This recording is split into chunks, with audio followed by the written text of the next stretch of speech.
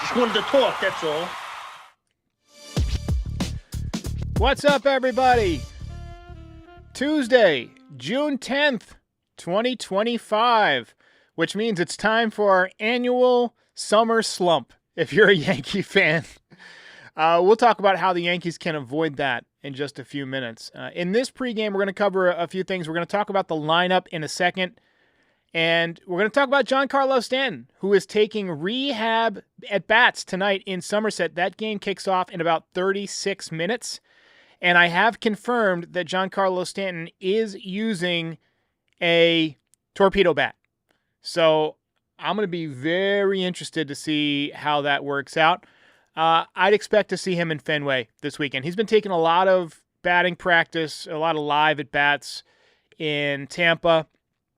I don't think he's going to want to do a long rehab assignment in Somerset. I'd imagine he'll be there for a couple of days, get, acclimated to being back in an actual lineup, and then Friday, right back up there in Boston, where he hits well. And it would be great to see him burst back onto the scene with a couple shots off the monster or over the monster, wherever he wants to hit him. Just make contact. I want to see that torpedo bat. I want to see it coming 125 off the bat, off of Giancarlo Stanton's bat.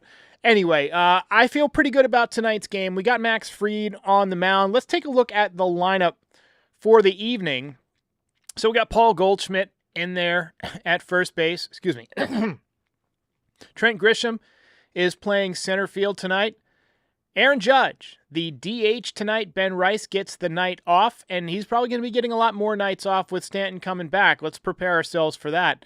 I've seen a lot of posts about how unlucky he's been over the last few days. I mean, it's like the people are starting to finally wake up to how good this guy is and how unlucky he's been. There was a montage by, I want to say it was like the Yankee Report or Everything Yankees or something on Instagram, where it was just like line drive caught, line drive. It was just a montage of like his hardest hit balls that were caught. Anyway, no Ben Rice tonight. Cody Bellinger in right field tonight, spacious right field in Kauffman Stadium. Anthony Volpe, who right around this time last year began his decline. Let's hope that he can go in the other direction this year. I mean, he's gotten off to a decent start, but I think there's more in the tank. I really do. He's got a lot of talent that he has not tapped into. Jazz Chisholm in there at third base tonight, and Jason Dominguez out there in left field. He's going to see some tough left-handed pitching in this series, and it's on him to actually get the job done.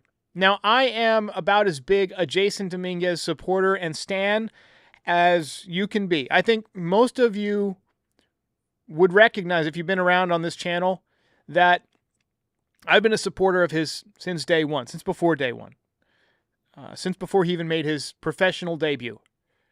And even I recognize that his right-handed struggles are immense, and he has got some work to do to figure it out. DJ LeMahieu in there at second base tonight, and Austin Wells behind the dish. He will be catching Max Fried. This game is on both Yes Network and on TBS, and we're beginning at 7:40 tonight, so about an hour and 40 minutes from game time.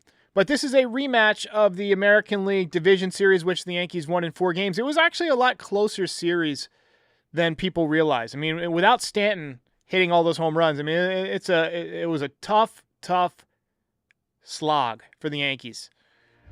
So let's talk about Big G.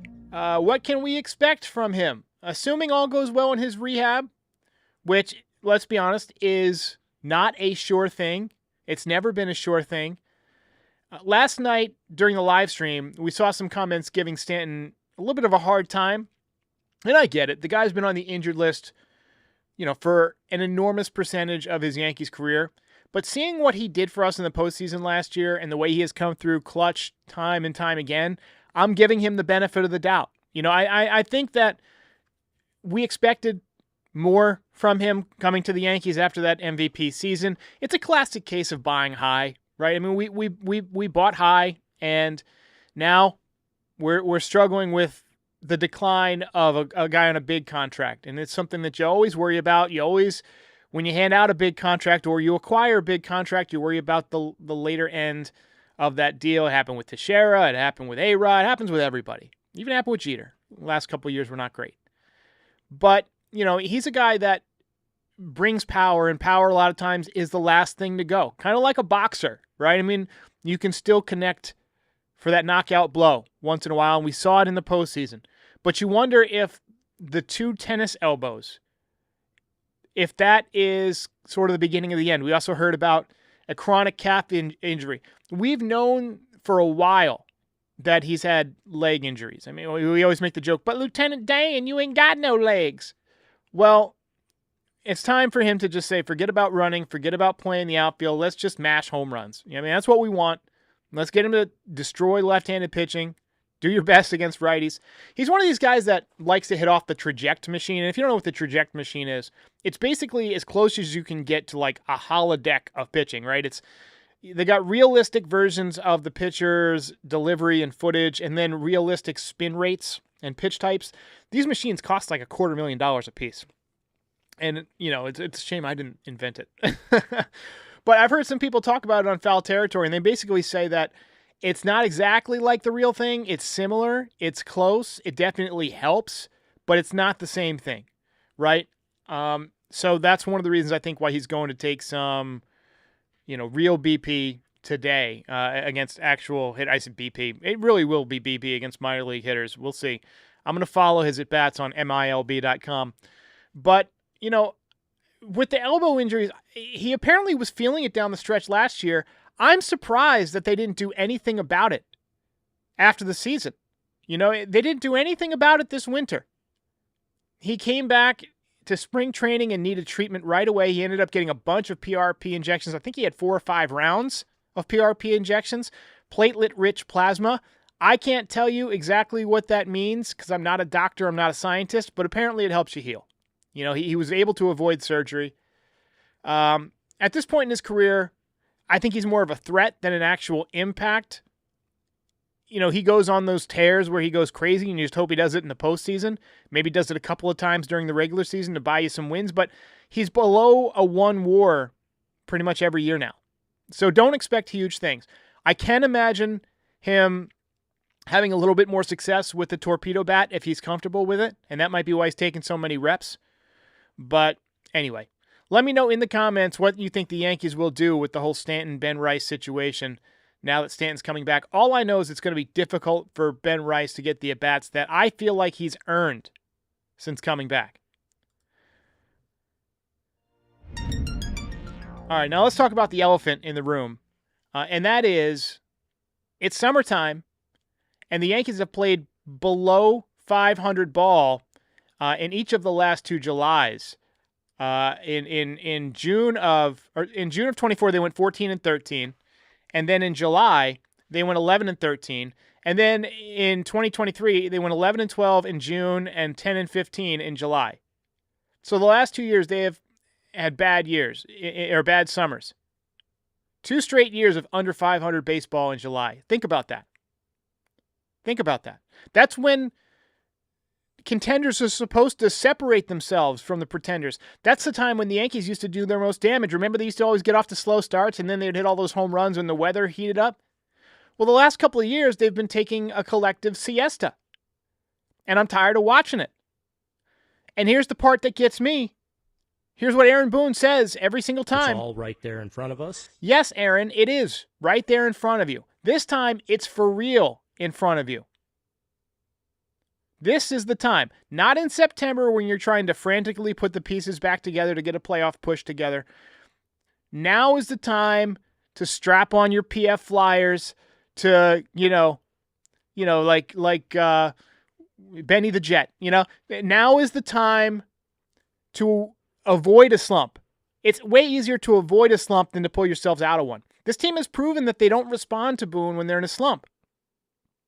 Right? So I get it. Guys are tired. The schedule is a grind. The dog days of summer are brutal. Everybody is banged up. But guess what? Every team is playing in the same climate. Now, I know some teams got domes, but nobody's playing in Antarctica, right? Nobody gets a respite completely from the heat. And this is where leadership matters. Aaron Boone has not exactly shown he can steer this ship when it starts taking on water. This whole "it's right there in front of us" approach is not going to cut it. It's not about hope. It's about adjustment. It's about having some urgency. And that's what I want to see this team do this year, is have some urgency. Keep the foot on the gas. Now, there are some reasons to be optimistic. Austin Wells tends to heat up this time of year. The Martian, look at his minor league splits. The guy is a fucking solar panel. He loves the sun. But let's be real. Anthony Volpe has a habit of turning into a pumpkin in June. He did it last year. He was hitting close to 300, then bam, fell off a cliff. And with the ball flying in the summer heat, you'd better expect Aaron Judge is going to get walked, because if he doesn't, he's going to go on a home run barrage. But let's not kid ourselves. He needs protection in the lineup. We need Bellinger to keep swinging the bat, to pick it up a little bit. We need Goldschmidt to get hot again. And the bullpen, please, just be better. I don't have any more advice than that. Just be better than they have been. Beat the heat, play with urgency, and forget about it's right there in front of us. Right there in front of us. Because the only thing worse than a July slump is pretending that it's just bad luck when it happens a third year in a row. That's what's right there in front of us.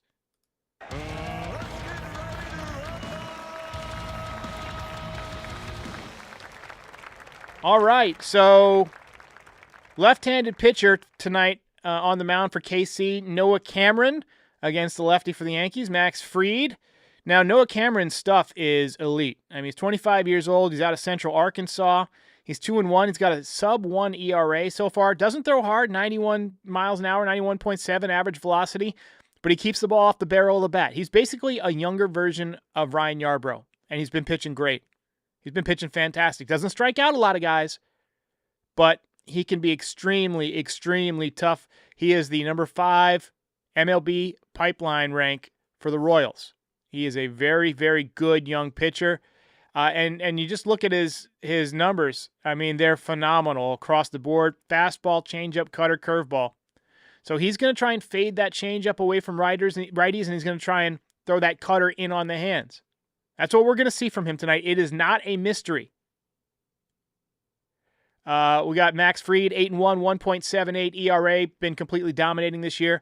Chris Bubich tomorrow, 5-3. He's a tough lefty, 1.43 ERA. I'm going to pull up his numbers too, because he is pitching out of his mind right now. Look at his StatCast numbers. They're insane.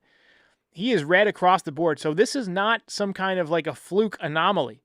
He's another guy that doesn't throw very hard, 92.4 miles an hour. He's basically pitching like Nestor Cortez did a couple of years ago when he was so dominant. 4-seamer, sweeper, change, slider, sinker. 5-pitch mix.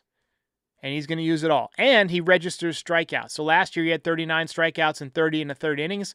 This year, 75 innings, 79 strikeouts, and a 1 whip. I got to say, do not like our chances against him tomorrow. Do not like our chances at all. I think Yankees' best chance in this series might be tonight. And the guy that they're facing has a sub-1 ERA. It tells you, this is one of those series where you got to be careful. You can't just say, hey, this is the Royals. In Game 3, they're throwing Seth Lugo, who we saw shut the Yankees down last year. They have got to be on their game this entire series. Let's talk about who's hot, who's not. So Aaron Judge, obviously heating back up, 400 average in his last 10 games. If you remember the previous time we did one of these, he was hitting 333 over his previous 10 games, so he's picked it back up. He's hovering around, I think he's at 396 for the year. He's got 5 home runs in the last 10 games, 8 RBIs, 11 runs scored. You'd love to see him drive in more runs. Tonight we got a couple of guys hitting in front of him who need to get on base, Trent Grisham and, who's leading off? Paul Goldschmidt. Goldschmidt typically hits lefties, so it might be a good night. You get those first 2 guys on, maybe Judge does some damage.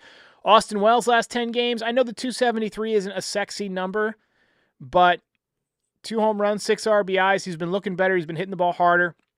And then Jazz Chisholm, last 10 games, 333, 2 home runs, 9 RBIs. He is looking phenomenal since coming back, and I expect him to have a good series. Who's not? Jason Dominguez, last 10 games, just 226, has not gone deep, and has 3 RBIs. So maybe he's due for his, summer resurgence. We'll see. But, got to do a better job against left-handed pitching. Maybe he needs to work with, LeMahieu and Goldschmidt, and maybe needs to work with those guys on his swing path. Maybe it's just putting in more work. This was built by a wizard. My prediction tonight, Paul Goldschmidt will go deep. We know that he crushes lefties, and we got a lefty on the mound tonight. Leave your comments with predictions in the chat. We got a couple comments here. That Yankees guy says the Yankees are going to screw up the development of Ben Rice. If they don't get him regular at-bats, that is absolutely a thing the Yankees should be worried about. He says he doesn't want Stanton back. Nobody's going to take his contract, though, and he's not going to even accept the trade if you tried to, right? Turbo CJM, or JCM, excuse me, has the opposite take. He says Stanton has earned our patience. I agree with that. The way he played in the postseason last year, he earned my gratitude and my patience. Quick word from our sponsor, Harry's, and then back we got a voicemail. We'll take your final comments and predictions. In baseball, as in life, it's all about having that extra edge, that little extra half second of a swing, the late break on a slider, or the grit to outlast your opponent on a hot afternoon. Same goes for shaving. Harry's gives you the edge where it counts. I tried the $5 trial set, and honestly, it's like the ace of my bathroom rotation. The handle's weighted just right, the razor is smooth, and the foaming shave gel lathers better than anything I have used before. I keep my beard tight around the jawline, clean edges, no irritation. Harry's handles it with ease. Even the packaging is big league, and their body wash, I've got the redwood scent. It's like a fresh cut field on opening day. Get the edge on your shave with Harry's razors. Normally their trial set is $10, but right now you can get it for just $5 at harrys.com/stripe. That's harrys.com/stripe for a $5 trial set. All right. So we got a quick voicemail here from Tabor Talk. Hey, Derek, Tabor Talk from the Catskills. Tough series, losing 2 out of 3 to the Red Sox. But anyway, I wanted to talk about Austin Wells. It's interesting how TK said on Friday. By the way, I love TK. Always enjoy TK's appearances. But I think he's totally wrong with Austin Wells. Like, Austin Wells has been a disappointment. I mean, really? Friday, 2 for 4. And by the way, coming in on Friday, 9 home runs, 32 ribbies. Yeah, the average is low, 209, but the OPS is not terrible, 709. And then he went 2 for 4 on Friday. Saturday, he had that great game. He went 2 for 4 with a home run, 4 RBIs, and then for some reason, I guess he didn't play on Sunday. Ascara was catching. So, I mean, come on. Austin Wells, I'm not disappointed in Austin Wells. I think he's been fine. Yes, is the average a little low, but I think he's been great. So TK is wrong. That's just my take. And all right, we got to get ready for the Kansas City Royals, 7:40 tonight. And appreciate the call, Tabor Talk. Okay. So yeah, I mean, I wouldn't say that I'm disappointed. Well, maybe I would say it. Maybe I have said that in Austin Wells. The more I think about it, I did expect more. I expected more, closer to what Ben Rice has done. But I mean, to be fair, it's difficult to catch and hit. It's difficult to put up huge offensive numbers as a catcher. Gregory Wayne says, can't hate on Wells. He's going to heat up. Let's hope he does. Mark Stanroos is feeling a low-scoring game tonight, thinking that favors KC. We'll see. We'll see. And Gregory Wayne is predicting an Austin Wells bomb tonight. I'll get on board with that. All right, ladies and gentlemen, let's hope the Yankees can avoid the June swoon and get off to a good start on this road trip. You got 3 in KC, then you got 3 in Boston, and then you got the Angels in Yankee Stadium for 4, and then the Baltimore Orioles. So if you get through these 6 games, I say if you go 4-2, right? You go 4-2, you put yourself in a great position against the Angels and Orioles. And then you take on the Reds, who are not great, but that's on the road, and then the Athletics at home. June shouldn't be as tough this year as it has been. Obviously, we got off to a tough start, but I like our chances to, if we can get through this stretch here of KC and Boston, I like our chances to avoid the swoon this year. All right, ladies and gentlemen, I'll see you after the game. Catch you tonight. If you made it this far, do us a favor, hit the like button, hit the subscribe button, and join our community. You can also be a part of the show by calling in at 718-899-1068. Also, part of the way that we maintain and fund all of this is through nydesigns.shop. Check it out now. Get all sorts of fun Yankees merch, hats, hoodies, zip-ups, beanies, mugs, you name it. We've got it. Check it out, nydesigns.shop. And check out Pinstripe Territory on all your favorite podcast platforms. We are the official Yankees podcast of the Foul Territory Network. We're here for post-game shows after every single game, and we're here before a lot of games to talk about the game, preview the lineup, the pitching matchups, and things like that. And we're here all off-season to talk about the latest in Yankees rumors, news, etc. Join our community. We'll see you next time.